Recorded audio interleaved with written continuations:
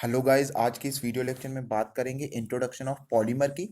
और ये जानेंगे कि पॉलीमर क्या होता है और उसका क्लासिफिकेशन किस तरीके से किया जाता है।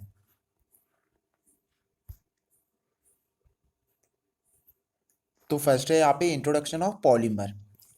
पॉलीमर बेसिकली दो शब्दों से मिलकर बना है, पॉली प्लस मर।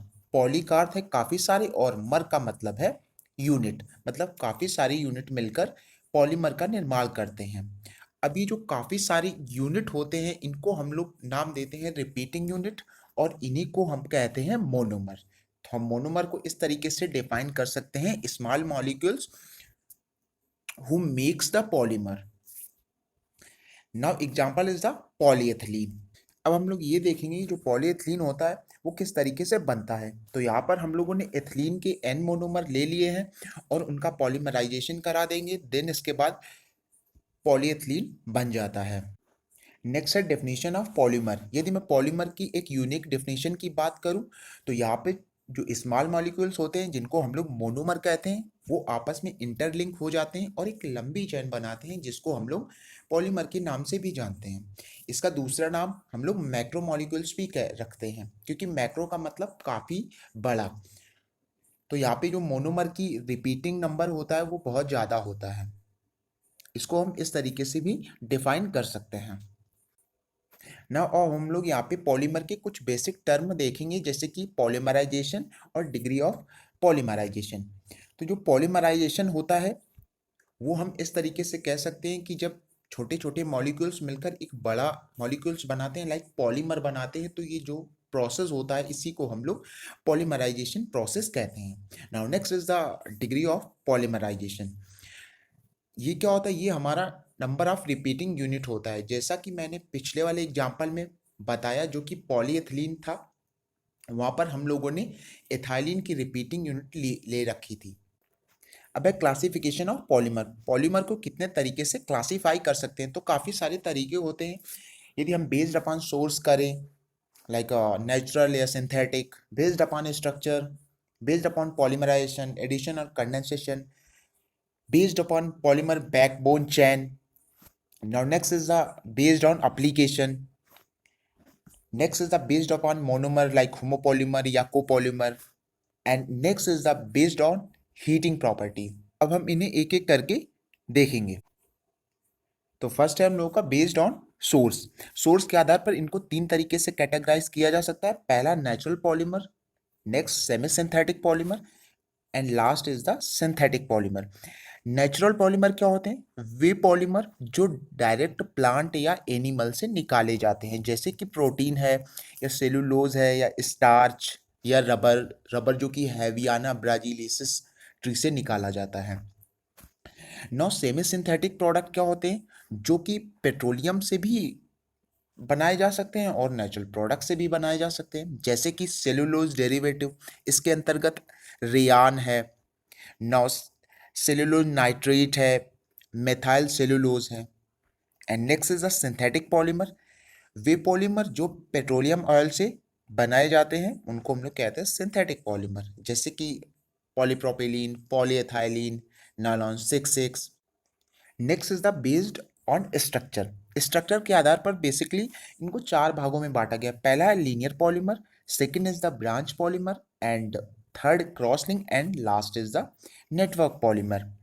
लीनियर पॉलीमर जिसमें चैन एकदम लीनियर होती है या सीधी रेखा में होती है, उसको हम लोग कहते हैं linear polymer. Second is the branch polymer. Branch polymer में क्या होता है, एक लीनियर चेन तो होती ही है और उसके साथ थोड़ी ब्रांचें भी लगी होती हैं।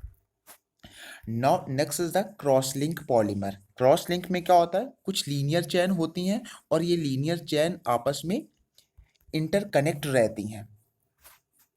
And last is the network polymer. Network polymer का मतलब ये जो चैन है ये आपस में कुछ इस तरीके से इंटरकनेक्ट रहती हैं।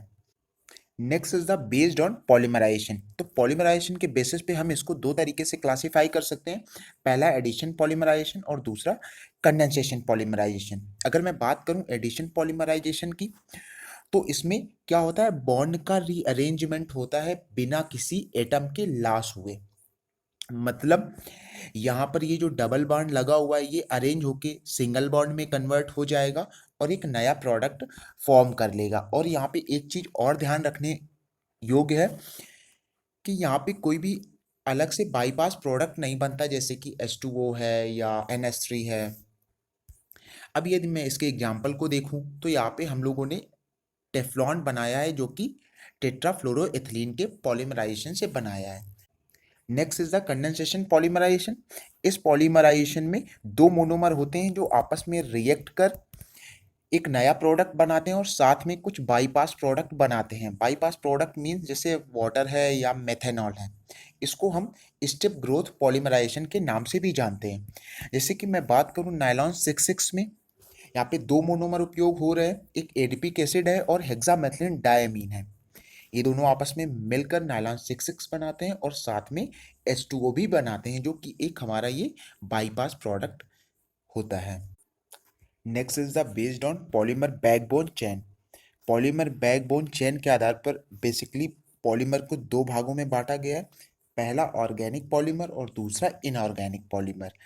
ऑर्गेनिक पॉलीमर जिसकी बैकबोन चेन में कार्बन एटम लगा होता है, जैसे कि पॉलीएथिलीन है, polypropylene, polystyrene, polycarbonate. And second is the inorganic polymer, जिस भी पॉलीमर की बैकबोन चेन में कार्बन एटम नहीं लगा हुआ होता है, जैसे कि हमारा ग्लास है या सिलिकॉन रबर है। नेक्स्ट है बेस्ड ऑन एप्लीकेशन। एप्लीकेशन के आधार पर पॉलीमर को चार भागों में बांटा गया है: प्लास्टिक, इलास्टोमर, फाइबर और लिक्विड रेजिन। फर्स्ट पॉइंट है प्लास्टिक। यह एक प्रकार का पॉलीमर ही है। तो हम ये कह सकते हैं कि जिस पॉलीमर को हार्ड और टफ यूटिलिटी के प्रोडक्ट में ढाला जा सकता है या जिसमें लोड बियरिंग कैपेसिटी होती है, वो प्लास्टिक कहलाता है। जैसे PVC, polycarbonate, polystyrene, polypropylene. And second is the elastomer. Elastomer means जो रबर लाइक प्रॉपर्टी रखता है या एलोंगेशन प्रॉपर्टी रखता है, जैसे कि नेचुरल रबर और silicone rubber. Next is the fibre. Fibre जिसमें L/D रेशियो 100:1 होता है, उसको हम लोग कहते हैं फाइबर, या जिसको हम एक फिलामेंट की तरीके खींच सकते हैं, जैसे कि नायलॉन है, टेरिलीन है। Next is the liquid resin. ये लिक्विड के फॉर्म में होता है और इसका प्रयोग हम एडिसिव सीलेंट के रूप में करते हैं। इसके एग्जाम्पल हैं इपॉक्सी एडिटिव या polysulphide sealant. Next is the based on monomer. Monomer के आधार पर पॉलीमर को दो तरीके से क्लासिफाई किया जा सकता है, एक तो होमोपॉलीमर और दूसरा कोपॉलीमर। होमोपॉलीमर जिसमें सेम टाइप के मोनोमर उपस्थित हों, जैसे पॉलीप्रोपिलीन, पॉलीएथिलीन। पॉलीप्रोपिलीन में प्रोपिलीन मोनोमर है और यहाँ पे पॉलीएथिलीन में एथिलीन मोनोमर है। यहाँ पे फिगर में दिखाया गया है कि एम एक ही टाइप के मोनोमर है। नेक्स्ट इज द कोपॉलीमर, जिसमें दो या दो से अधिक प्रकार के मोनोमर उपस्थित होते हैं, उसको हम लोग कहते हैं कोपॉलीमर। जैसे यहाँ पे M1 एक मोनोमर है, M2 दूसरा मोनोमर है, इसी तरीके से आपस में जुड़े हुए हैं और एक पॉलीमर का निर्माण करते हैं। एग्जाम्पल की बात करूं तो नायलॉन 6,6, जिसके अंतर्गत हम लोगों ने एडिपिक एसिड और हेक्सामेथिलीन डायमीन को मिक्सअप करके बनाया था। Next is the based on thermal property. Thermal property या हीटिंग प्रॉपर्टी के आधार पर इसको किस तरीके से क्लासिफाई किया जा सकता है, तो हम प्लास्टिक को दो तरीके से क्लासिफाई कर सकते हैं, पहला थर्मोप्लास्टिक और दूसरा थर्मोसेट। थर्मोप्लास्टिक वह प्लास्टिक है जो गर्म करने पर सॉफ्ट और ठंडा करने पर हार्ड हो जाती है। मतलब ये कह सकते हैं कि इस प्लास्टिक को हम फिर से रिसाइकल कर सकते हैं, जैसे कि पॉलीविनाइल क्लोराइड, पॉलीकार्बोनेट, पॉलीइथाइलिन। और जो थर्मोसेट प्लास्टिक है उसको हम दोबारा से रिसाइकल नहीं कर सकते, मतलब यह गर्म करने पर सॉफ्ट नहीं होती, जैसे कि phenol formaldehyde, urea formaldehyde, melamine formaldehyde, polyester and epoxy. Next is the property of polymer. Polymer की काफ़ी सारी अच्छी प्रॉपर्टी होने की वजह से इसका प्रयोग हम बहुतायत मात्रा में करते हैं, जैसे कि पॉलीमर के प्रोडक्ट में कोई भी जंग नहीं लगती। सेकेंड इज द पॉलीमर को हम किसी भी रूप में ढाल सकते हैं, जैसे में बॉटल बनाना है या ज्योमेट्री बॉक्स बनाना है। एंड जो इसकी सरफेस फिनिशिंग होती है वो बहुत ज़्यादा अच्छी होती है। यदि मैं बात करूँ इसकी टेंसाइल स्ट्रेंथ और मैकेनिकल स्ट्रेंथ की, तो वो भी काफ़ी बढ़िया होती है। Next is the light weight. जो इसका वेट होता है वो बहुत हल्का होता है, इस वजह से इसका प्रयोग हम लोग काफ़ी सारे प्रोडक्ट बनाने के लिए करते हैं। Next is the better temperature resistant. ये जो पॉलीमर होता है वो हीट और टेम्परेचर को काफ़ी अच्छे तरीके से बियर कर सकता है। एंड लास्ट इज द, हम इस पॉलीमर को अनेक कलर के प्रोडक्ट में ढाल सकते हैं। Next is the application of polymer. Polymer का प्रयोग हम काफ़ी सारे प्रोडक्ट बनाने के लिए करते हैं, जैसे कि पाइपिंग सिस्टम जो कि हमारा एग्रीकल्चर में उपयोग किया जाता है, फूड पैकेजिंग आइटम जैसे बिस्किट के पैकेट हो गए, and electrical and electronic engineering जैसे लैपटॉप का हाउसिंग या फ़ोन हाउसिंग या फ़ोन का back cover. Then automotive component, इसके अंतर्गत डैशबोर्ड, बम्पर, मीटर्स केसिंग, और कुछ आइटम जैसे textile, medical items, telecommunication, sport और शिपिंग एंड एरोस्पेस के प्रोडक्ट बनाने के लिए भी इसका प्रयोग किया जाता है।